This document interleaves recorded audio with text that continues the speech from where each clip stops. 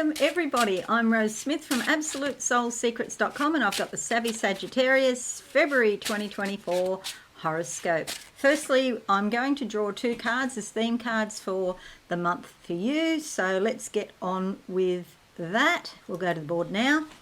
There's your horoscope, which we'll come to directly after the cards. So the first half of the month, I see a coat hanger.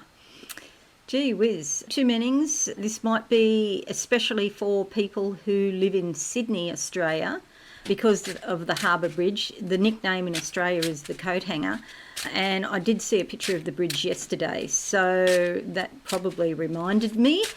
But more than that, more likely is the second interpretation, which a coat hanger is about hanging up your old clothes. So this is similar or connected to your identity. Perhaps your identity is in a state of changing at the moment. You're becoming more authentically you, and because of that, it might be time to put some old clothes away and put them back on the coat hanger, because you don't need to wear them anymore. They're not appropriate at this moment. So let's see what card we get. It's a bit of an unusual kind of gee whiz. That one. The moon. What was the one I said no to? Was the judgment card. So the moon, all about your subconscious forces, and it might be you're getting deeper and deeper down into your subconscious with time, especially as we mature, as we all do. You can look at yourself more clearly and more objectively than previously. Before, maybe when you're young, it's a bit scary and you want what you want, and going down deep is probably not on the agenda for a lot of people. But as you mature, you realise that there's other things in life, and you want to get to, well, hopefully you want to get to the bottom of whatever it is. And so into our subconscious we go. But if we don't go willingly, of course, we get pulled in there anyway. Is the reality. There's a wolf dog here that's all about learning, and often wolves are associated in Indian law with teaching as well. So you may learn something in your subconscious that you can teach to other people down the track. This is a major arcana card. It means there's a potential for something life-changing here. It will probably last for some considerable time, months if not years. So it's major. The second card for the month for you, Savvy Sag. What am I seeing? I can see some hand tools here, like pliers and screwdrivers and so forth. I think it's about fixing things. There might be situations that you want to fix. There might actually be physical things that you want to fix too. But I feel it's more on the symbolic level, because then I'm seeing a ladder at the back. Of course, you could be fixing your roof or something, but I feel like it's more symbolic. A ladder is about basically ascending in consciousness, going to a higher frequency, a higher vibration. And in order to do that, maybe you need to fix some things first so that you can move forward. And then I'm seeing some children playing on a slippery dip. So it's a bit like life. You go down, then you go up, then you go down, then you go up. But there's an element of fun here. So it might be even in the down bits, you're feeling more confident. You're feeling more content anyway, even though those things go wrong. And we're all going to find nothing is perfect. Even though they go wrong, it doesn't bother you like it used to bother you when you were younger, for example. What's this? There's a woman here with the index finger pointing at a book. It's got all figures. Oh, right. It's an electoral roll. There must be some elections coming up. I mean, I know there's the big election in November in the States. Certainly this is saying don't forget to go out and vote. There's a lot of sacrifice here to be made, unfortunately. Don't forget to go out and vote. But even though that's in November, I feel like this is closer. So there might be some unexpected elections coming up closer than November is what I'm saying. This makes me think that politicians might get sick or retire or something like that. And then there's, like, in Australia we call them by-elections, where somebody retires and then we have to have an election in that specific area. I don't remember what they're called. In America they've got another term. But yeah, there could be things like that happening in your area. What's this brown liquid drinking brown? It's like ginger beer, maybe, or beer. It's celebrations afterwards.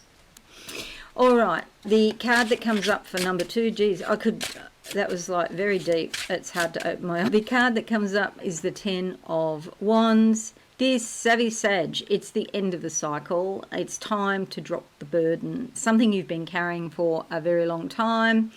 You've got some growth out of it. It might have started off looking pretty good. You were excited about it at the start, but with the passing of time and the amount of work you've done, it's time to let it go. I feel like you've climbed the mountain. Some of you may be retiring. It's like you've climbed the mountain and coming down the other side now. So, yeah, this is coming up. You'll probably be thinking a lot more. I keep going to retiring. I'm not retiring, by the way, even though I'm at that age. I'm not retiring.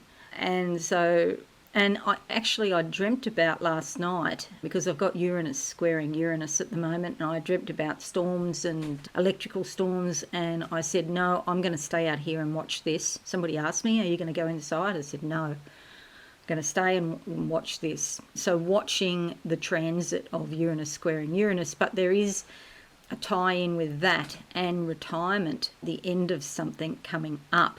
And so somebody I know is retiring, though.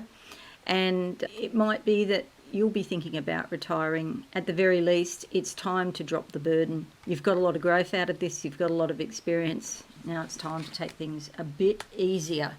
All right, so there's the cards. And I'll make this a bit bigger now. So bear these in mind while I talk, because you might see connections between your horoscope and these cards. All right, a lot of the other signs have got, just on the first day of the month, they've got a T-square, which is all about challenges. You don't, because you've come down the hill. You've been there, done that. So you don't have that extra challenge to deal with. In Aquarius, we are having a super big party this month. Everybody's having this party. We already have Pluto there. Pluto went into Aquarius last month. It will be there until September. Then it will back into Capricorn until November 19th. Then it will back into Aquarius until March 2043. Pluto does bring endings and new beginnings. It's all about the cycle of birth, death, and rebirth. And I feel like there's a new life of some description waiting for many Sagittarians that are watching this.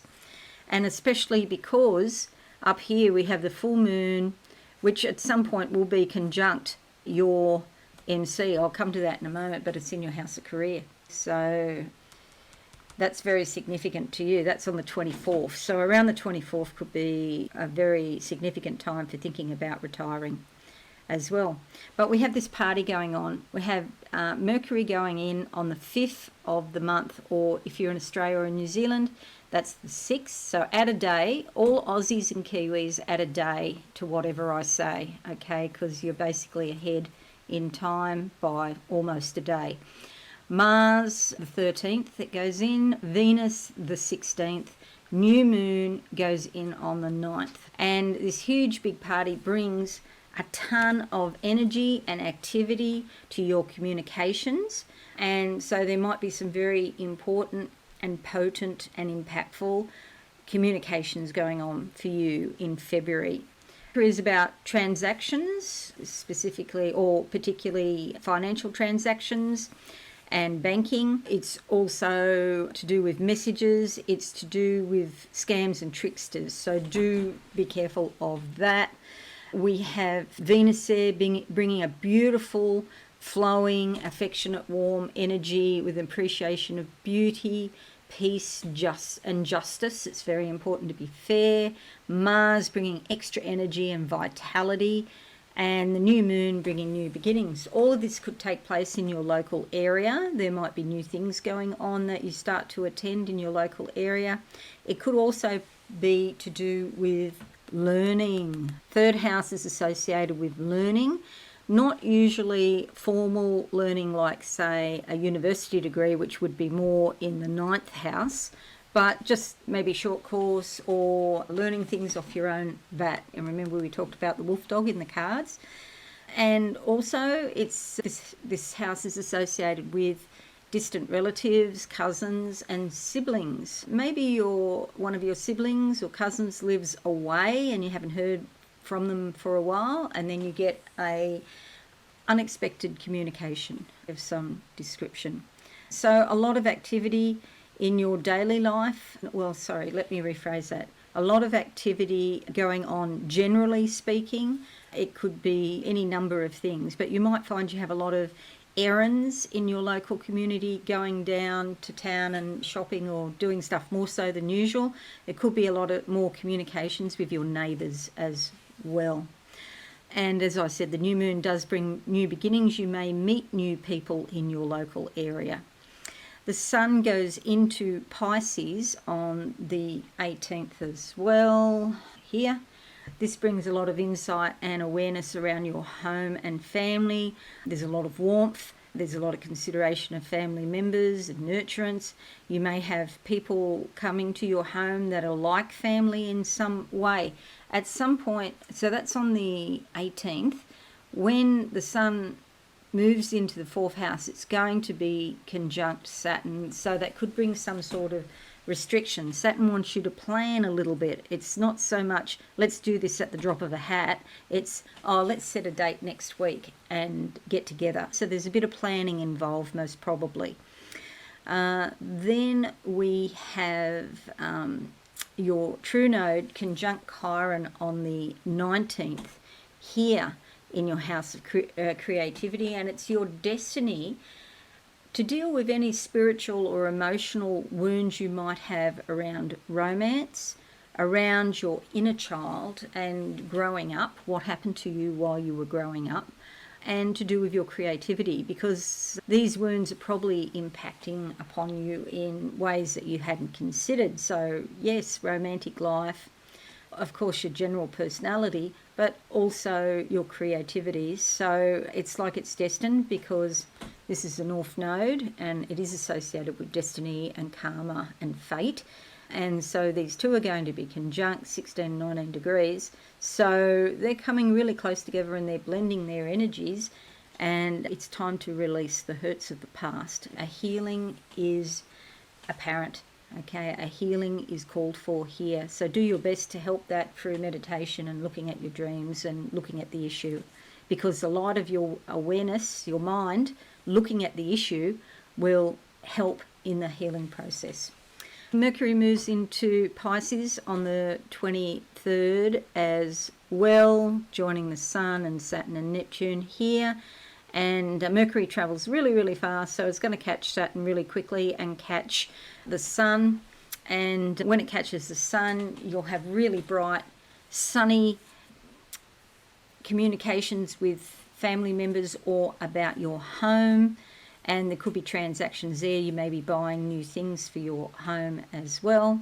The full moon is in Virgo on the 24th. Now, I started to talk about this before. It travels really quickly. It will just be in this house 2.5 to 3.5 days, but it will be conjunct your MC probably on that date, the 24th, if not the 25th. So the 24th, there's some sort of turbulence around your life direction, to do with your career, or perhaps to do with an authority figure like a parent or maybe an employer, or something to do with your working life or your public life. So I would say it's not the best time to have a meeting with your boss about your plans for the company or about your job in the company. Try to put it off if they're offering you that. Try to put it off until, say, the 26th or before, say, the 23rd. Those 3 days there, it could be a bit turbulent. It's a good time to have more time to yourself, to have a little bit of time out so you can reflect on everything that's going on. But there is a slight change of direction going on. A lot of the stuff going on for you is in your subconscious. You'll see the horizons here, and most of the planets and most of the energies down here underneath the horizon in your subconscious. So you need time to ruminate about all of that. and at a later date then you can bring it all out into the world and decide what you want to do. So that's it, Savvy Sag. Thank you so much for watching. Wishing you a wonderful month, and don't forget, leave a like or a comment. That would be fabulous. Enjoy your month. I'll see you all again soon. Bye for now.